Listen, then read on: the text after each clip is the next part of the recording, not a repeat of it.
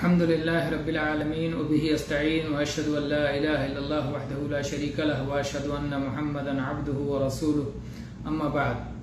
सलात के मसाइल का जिक्र कई दुरूस से अल्लाह के फजल से चल रहा है और तकबीर तहरीमा के बाद दुआ इस्तिफ्ताह का जिक्र हो चुका है।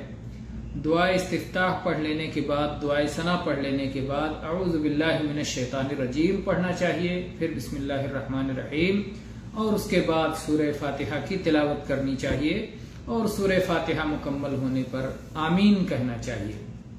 अल्लाह ताला ने कुरान पाक में इरशाद फरमाया, फ़इज़ा क़रअतल क़ुरआन फ़स्तइज़ बिल्लाहि मिनश शैतानिर रजीम, सूरह नहल की आयत नंबर 98 कि जब कुरान पाक पढ़ने लगो, पढ़ने का इरादा करो तो पहले शैतान मरदूद से अल्लाह की पनाह तलब कर लिया करो, यानी अऊज़ु बिल्लाहि मिनश शैतानिर रजीम कह लिया करो और उसके बाद बिस्मिल्लाहिर रहमानिर रहीम कह के फिर सूरह फातिहा की तिलावत करो। इस सिलसिले में अनस रज़ियल्लाहु अन्हु की हदीस है, कहते हैं सल्लैतु मअ रसूलिल्लाहि सल्लल्लाहु अलैहि वसल्लम व अबी बक्र व उमर व उस्मान फलम अस्मा अहदम मिनहुम यक़रा बिस्मिल्लाहिर रहमानिर रहीम।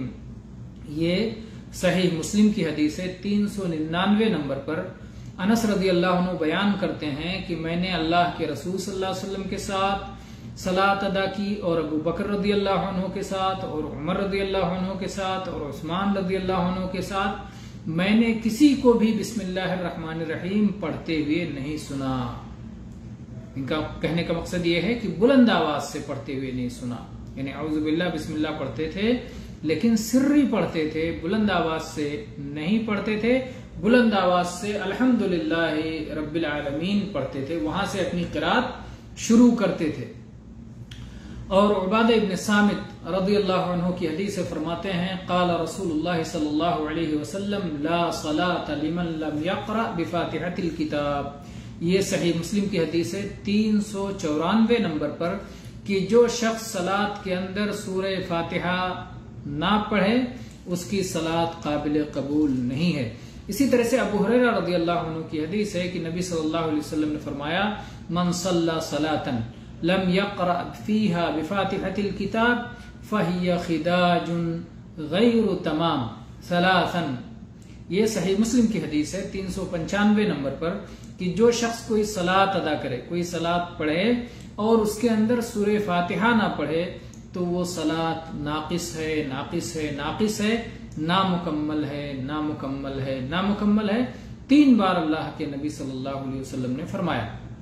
इससे मालूम होता है कि सूरह फातिहा सलात का एक अहम रुकन है कि जिसके फौत हो जाने से एक रुकन फौत हो जाएगा।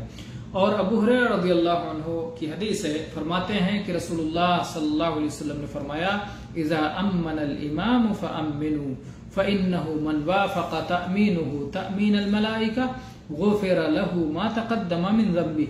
ये मुत्तफ़क़ अलैह हदीस है। सही बुखारी में 781 नंबर पर और सही मुस्लिम में 410 नंबर पर है कि जब इमाम आमीन कहे तो तुम सब मुक्तदी हजरात भी आमीन कहो।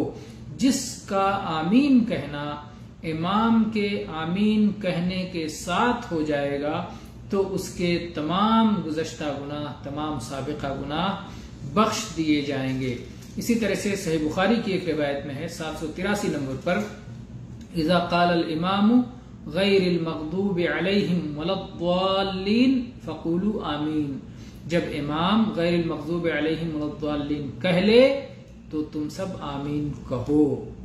तो इस तरह से सूरह फातिहा के मुकम्मल होने पर इमाम भी आमीन कहे और मुक्तदी भी उसके साथ आमीन कहें।